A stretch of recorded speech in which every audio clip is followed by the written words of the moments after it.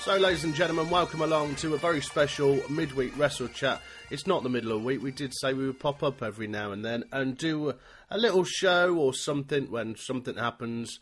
And this is the first one of its kind for me and Aaron, who is on the other line. Hello, mate.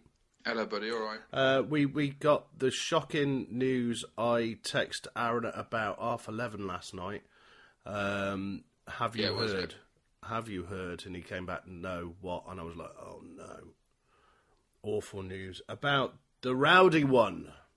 Yeah, it was, I had been off Twitter for a couple of hours. I was just watching telly, chilling out, to be honest, and nodded off a little bit, and you text me. And, yeah, pretty shocking. I went straight onto Twitter, and the news was horrible, really. It's really sad. Rowdy Roddy Piper has passed away. They're saying it was a heart attack. He passed away in his sleep the other day. And I think we needed to come together and put our little tribute, our little podcast, not a very long one, just to sort of pay our tribute and respect to, quite frankly, one of my all-time favourite heroes, one of the best on the microphone ever. And I took so much from the guy, and whenever he came out, whether it was in the early days or later days, his promos always worked for me. He was, like I said, I've always said he's probably the best heel we've ever seen. Yeah. And one of the best faces, surely. Yeah, there's one of the best characters, really, to do what he did for the amount of time he did, and to be on the top of his game, even when he wasn't actually a wrestler anymore, when he retired. He's just the greatest, you know? Like, he's up there with Flair. But because he travelled with Flair so much, there's always that connection between the two as well. Well, they're really good friends. And super close, yeah. Ric Flair actually inducted Roddy Piper into the WWE Hall of Fame back in 2005, gave a great speech.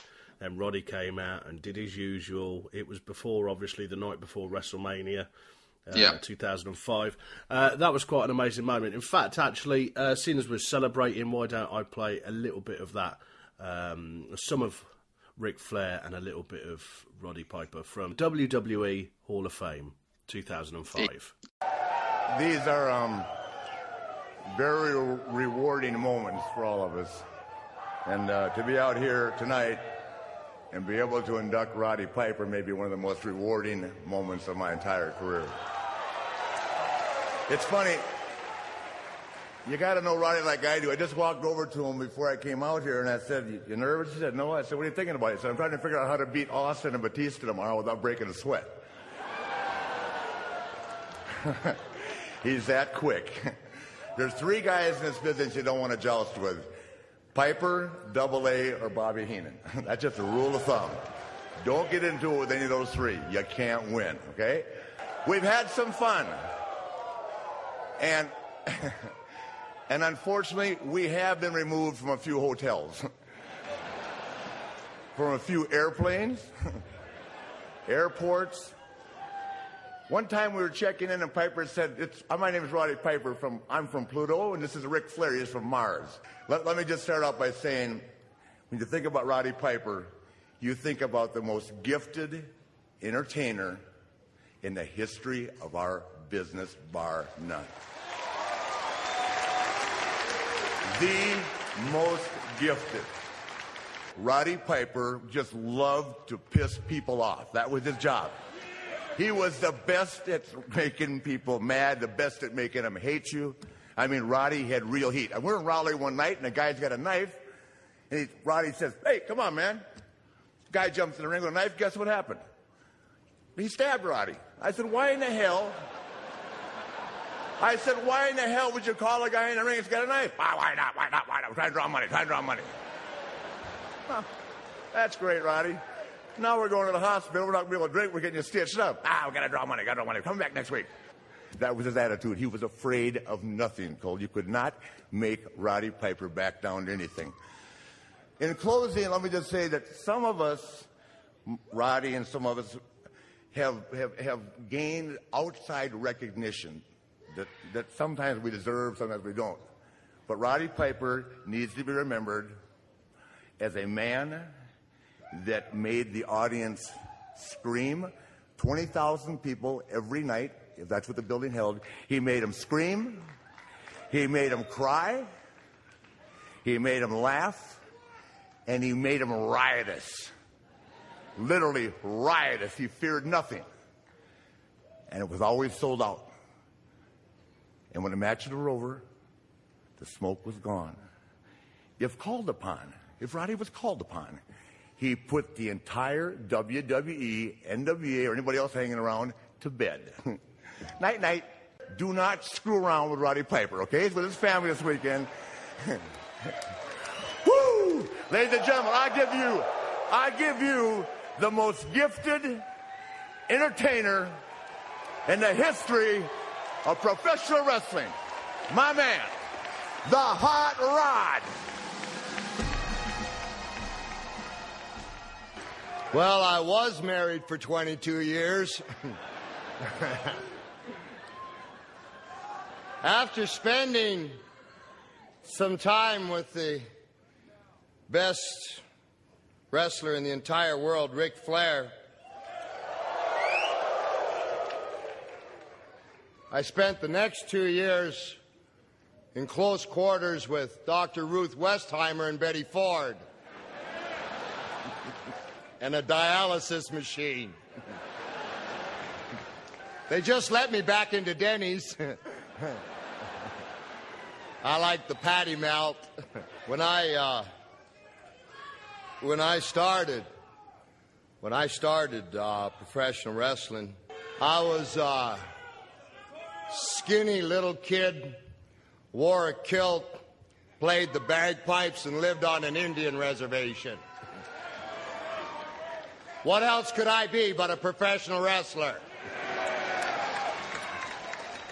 I heard and saw the picture of myself when I was 15, and in the immortal words of Don Morocco, Conan the Barbarian, I wasn't. 167 pounds, including pimples. But I was a hell of a bagpipe player.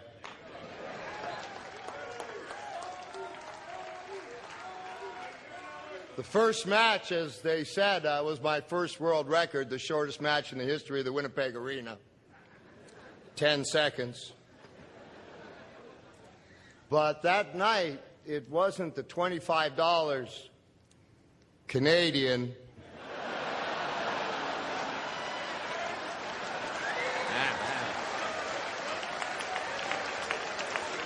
that I received.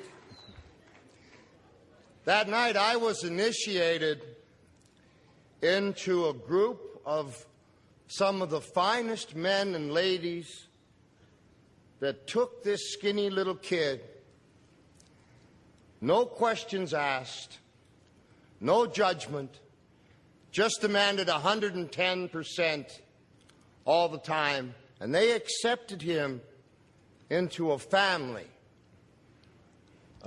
that I was desperate to have, because I wasn't going nowhere, except jail. I managed to make jail a few times, as Rick has explained to you. To be here in the Hall of Fame, it's movie star, Sylvester Stallone. I mean, Sylvester Stallone and I have things in common, you know. And some we don't. He can act. Both Sly and I have beat the dog out of Mr. T. Ha! And we've done been in the ring with Thunderlips. A.K.A. Hulk Hogan, a.k.a. Hollywood Hogan, a.k.a. Sybil Hogan. And I got to admit, I was jealous of Hogan.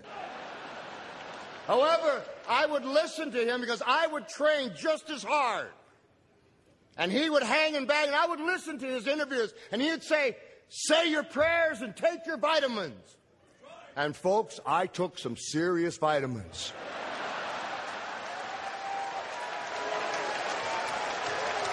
Never got them 24-inch pythons. Professional wrestling and the WWE gave this to me, which is the greatest gift. I'm so proud of these guys, man. They raised me. They see me at my worst, see me at my best. These are men here. What bothers me is I understood everything the Sheik said. But in 1985, with the WWE, they allowed me this, the greatest thing that has happened in my life. They gave me the notoriety and the financial whereabouts to have a family of my own. And in the audience tonight is my wife of 22 years, Kitty, my oldest daughter, Anastasia, with my future grandson, my beautiful daughter, Ariel, my son, Colton, and little corn muffin, Fallon Danica. And they're all my family. And it's because of this family here.